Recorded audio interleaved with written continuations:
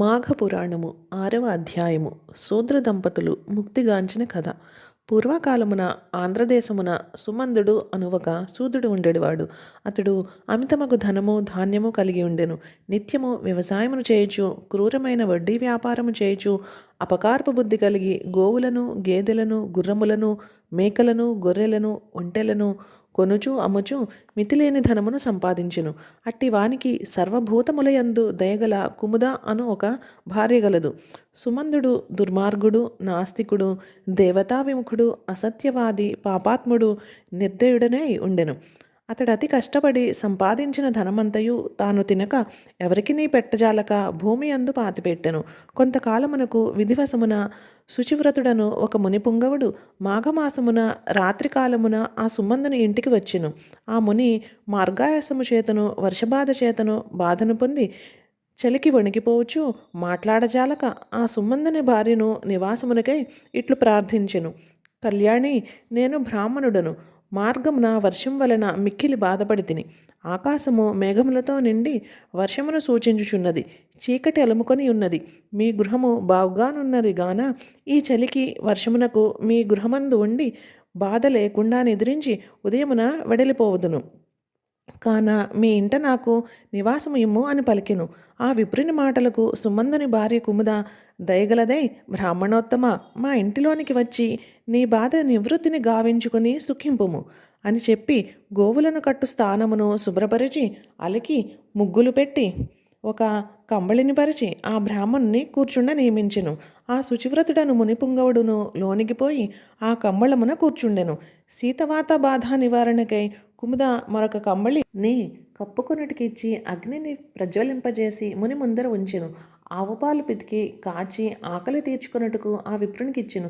ఇట్లు మాఘమాసమున కుముద విప్రునకు సేవ చేసినది. ఆ సమయమున భర్త గ్రామమునందు లేడు. భర్త తిరిగి ఇంటికి వచ్చిన ఇట్టి సజ్జన సేవను చేయనివ్వడని విప్రుణ్ణి సేవించిన కుముద మిక్కిలి సంతోషమును పొందియుండెను. విప్రుడును సంతోషించి ఆ రాత్రి నిద్రించి మార్గాయాసమును పోగొట్టుకొని అపరాత్రియందు శ్రీహరినామ సంకీర్తన గావింపసాగెను. కుముద నిద్ర నుండి లేచి ఆ విప్రుని చూచి సంతోషించి, విప్రోత్తమ, తామెచ్చటి నుండి వచ్చిచుండిరి, ఎచ్చటికి వెలుచున్నారు, దయవుంచి చెప్పెదా అని వేడెను. విప్రుడు ఇట్లు చెప్పెను. కాంత, నేనిప్పుడు తుంగభద్రా నదీ తీరము నుండి వచ్చుచున్నాను. శ్రీరంగమును చూచు కోరికతో వెళుచున్నాను. మాఘమాసమున తీర్థసేవలను చేయు కోరికతో వచ్చి ఉంటిని.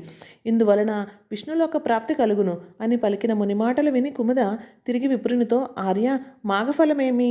తీర్థసేవ అనగానేమి? ఏమి ఫలము గలదు? దేనిచేత పాపములు నశించును?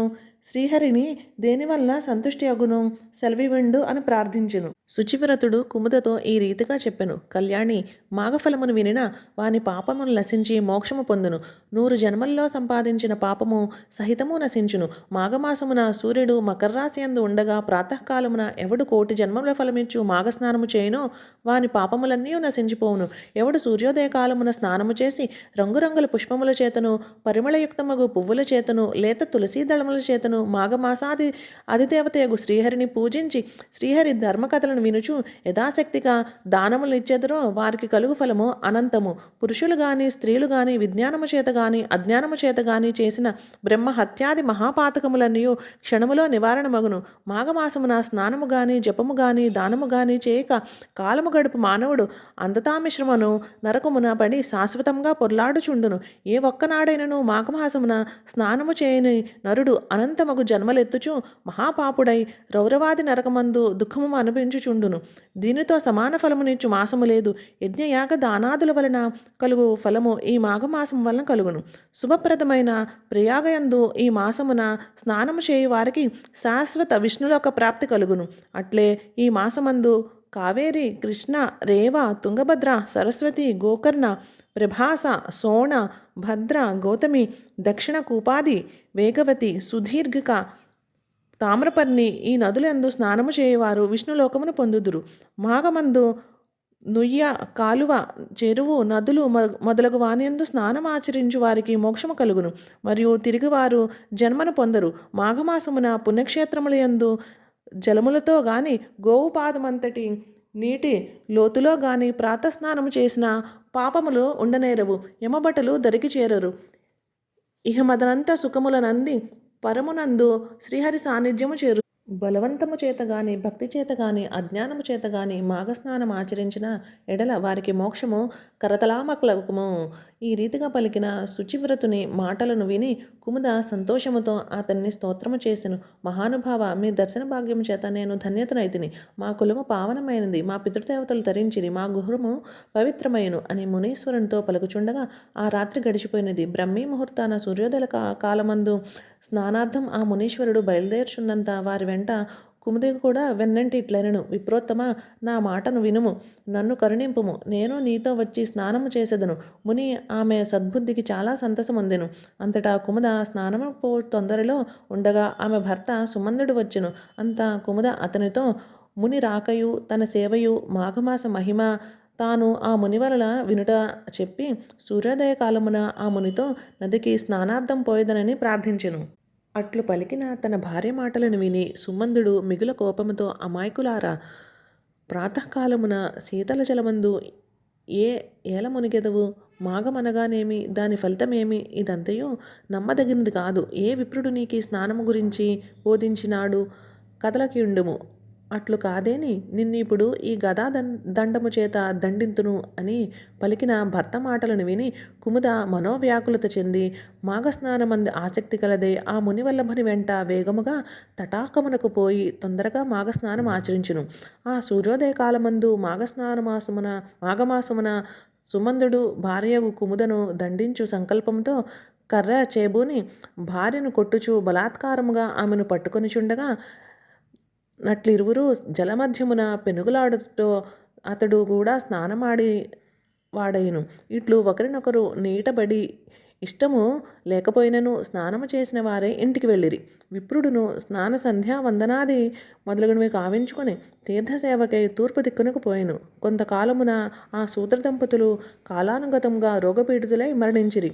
అంతటా క్రూరాకారులు వికృత వేషులు యమభటులు ఆ సుమందుని యమపాశమున చేత బంధించిరి. వైకుంఠము నుండి విష్ణుదూతలు వచ్చి బంగారు ప్రాకారమును మణిమయ రత్న మాణిక్యములు తోడను స్వర్ణ పతాకములు తోడను నిండిన దివ్య విమానమును తెచ్చి అందామను కూర్చుండబెట్టిరి. ఇట్లు యమభటులు సుమందుని విష్ణుదూతలు కుముదను తమ లోకములకు తీసుకొని పోచుండగా కుముద విష్ణుదూతలతో ఇట్లనెను. ఓ విష్ణుదూతలారా, నా మాట వినుడు. నా భర్త దుర్మార్గుడు, పాపము చేసినవాడు, సమస్త ధర్మములను నిందించినవాడును అగును. అందువలన అతడు దుఃఖపూరితమైన యమలోకమునకు తీసుకొని పోబడుచున్నాడు. అతని భార్య నగుట వలన తత్సంసర్గ దోషము నాకు కూడా కలదు. నా భర్త వలన భయము చేత నేను కూడా పుణ్యమును చేసి ఉండలేదు. అట్టి దానికి నాకు పుణ్యము లోకమెట్లు కలిగినది అని అడుగగా విష్ణుదూతలు ఇట్లు చెప్పసాగిరి. అమ్మా, నీవు విప్రుని సద్బోధ వలన మాఘస్నానం ఆచరించితివి. అది సకల పాపములను పోగొట్టినది. కాన ఆ పుణ్య విశేషం వలన నీకు ముక్తి కలిగినది అని వారు చెప్పగా కుముద మరలా వారిని ఇట్లు ప్రశ్నించును. విష్ణుదూతలారా, నా భర్త కూడా నన్ను లాక్కొని పోవుటకై నీట ప్రవేశించి నన్ను ఆకర్షించుటలో బలవంతమున స్నానము చేసిన వాడయ్యను కదా. ఆ మాఘస్నాన ఫలితము అతనికి లేదా ఏమి అని అడుగును. విష్ణుదూతలు యమదూతలు కూడా పాప పుణ్యములను వివరముగా వ్రాయు చిత్రగుప్తుని అడిగిరి. అతడు స్నానార్థమై భార్య కొరకు బలాత్కారంగా సంభవించిన పుణ్యమాతని లెక్కయందు ఉండుట చూచి సుమందునికి కూడా స్నాన ఫలితం కలదని నిశ్చయించిరి. ఇతనికి పాపము లేదు, పుణ్యము కలదు. కాన యమదూతలారా, మీరితన్ని వదిలి తొలగిపొండు అని పలికిరి. చిత్రగుప్తుని ఆజ్ఞానుసారం యమభటులు సుమందుని వదిలి వెడలిపోయిరి. విష్ణుదూతులు అతనిని తమ దివ్య విమానమును ఎక్కించుకుని వైకుంఠమును గొంపేయిరి. అచ్చట సుమందుడును కుముద సుఖముగా ఉండిరి. కాన ఓ పార్వతి, వింటివా? సత్సాంగత్యము చేత సుమందుడు కుముద మాఘస్నానం ఆచరించి తత్ఫలితము వలన వారు పుణ్యలోక ప్రాప్తి పొందిరి. సత్సాంగత్యం వలన మోక్షప్రాప్తియు, దుస్సాంగత్యం వలన నరకమును పొందుదురు. ఎల్లప్పుడూ సాంగత్యమే వర్జింపవలను, అథవా సత్సాంగత్యము చేయవలను, దుస్సాంగత్యమును వదలవలను. ఈ విధంగా సత్సాంగత్యం వలన మాఘఫలము మానవులకు లభించినది. కాన ఎన్ని పనులున్నను శ్రద్ధతో మాఘస్నానం ఆచరించవలను. స్నానము దానము చేయక మాఘమాసమును గడుపువాడు అనేక నరకములను అనుభవించి రాక్షసుడై భూలోకమున జన్మించుచున్నాడు. నదియందు మాఘస్నానము చేసినవాడు పాపముల నుండి విముక్తుడై 1000 అగ్నిష్టోమ క్రతువులను, 100 వాజపేయ క్రతువులను, 1000 అతిరాత్ర యజ్ఞములు, ఇతరమైన సమస్త యాగములను చేసినందువలన కలుగు ఫలితము కంటే అధికమగు ఫలమును పొందును. పార్వతి మాఘమాసమున సూర్యోదయ కాలమున దైవ యోగముచే విద్యుక్తముగా స్నానమాచరించి శ్రీహరిని పూజించిన వారు శారీరకమైన దోషముల చేత విడివడి అంతమందు శాంతాకారమైన శరీరముతో తమ పితృవర్గముతో మిత్రబంధు వర్గముతో కూడిన వారే విశ్వ పరిపాలకుడును బ్రహ్మేంద్రాది స్తుత్యుడు అగు విష్ణు సాయుధ్యమును చేరుదురు.